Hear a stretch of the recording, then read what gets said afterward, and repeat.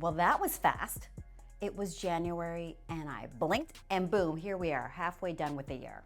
Hey, can you do me a favor? If you see time, will you tell that asshole to slow the F down? So what to read this summer? Here's my top 5. Coming in at number 5, Blue Mind, the surprising science that shows how being near, in, or underwater can make you happier, healthier, more connected, and better at what you do.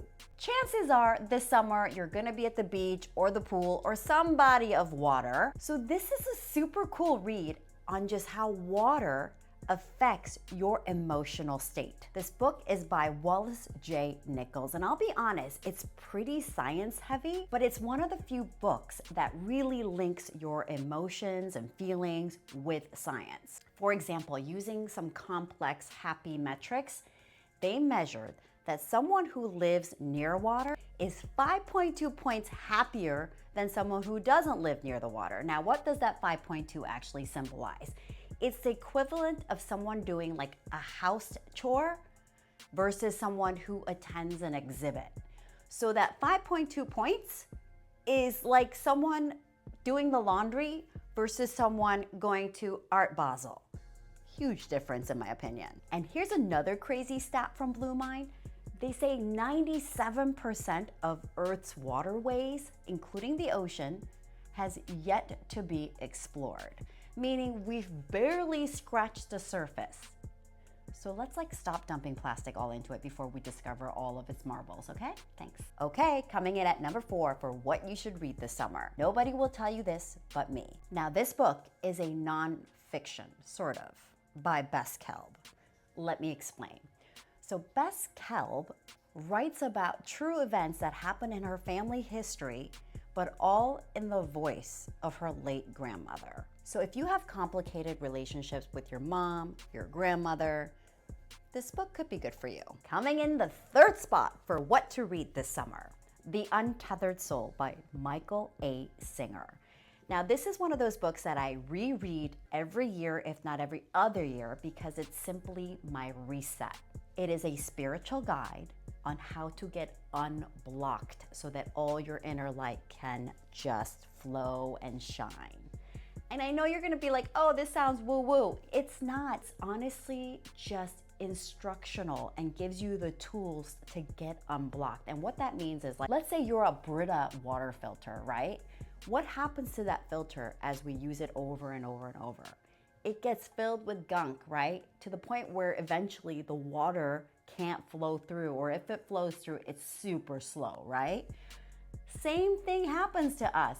Bad things happen, missteps happen, and we hold on to all of it. And our filter system just gets gunked up and it blocks our light. And when you are not open, you know what happens? It blocks all the opportunities that may have come your way. So it is how I stay open to all that the universe can offer me and how to just let go and have that clean filter system. Does that make sense? I promise it's not woo-woo, just read it, you'll like it. Coming in at number 2 on what you should read this summer. I'm like a broken record talking about this book. Let My People Go Surfing. P.S. It has nothing to do with surfing, okay? It is a book written by the founder of Patagonia.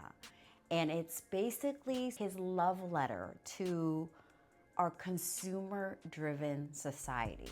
And more importantly, how to turn the tide on our consumerism. I think the most refreshing thing about this book is Yvon Chouinard encourages all of us to just consume less, including Patagonia products, because everything that we buy in some way or another robs from Earth.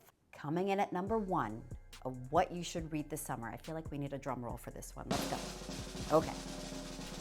The Power of Moments by Dan and Chip Heath. These are brothers, obviously. Well, not obviously, they could be cousins, but they're brothers. Life can feel like a blur, but you now have this manual to give time shape.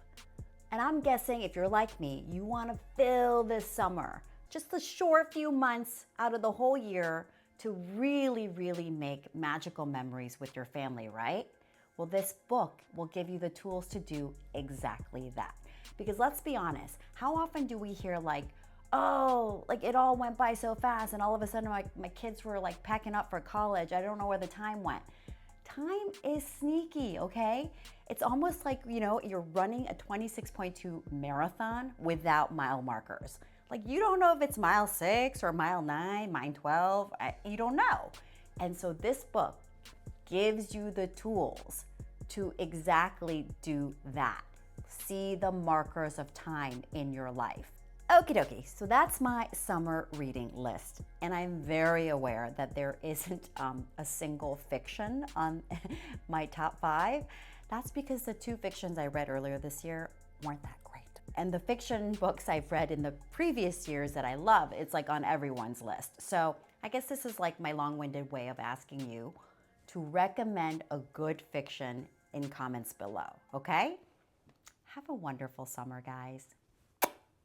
But for now, you know what to do. Hook a homegirl up. Love you.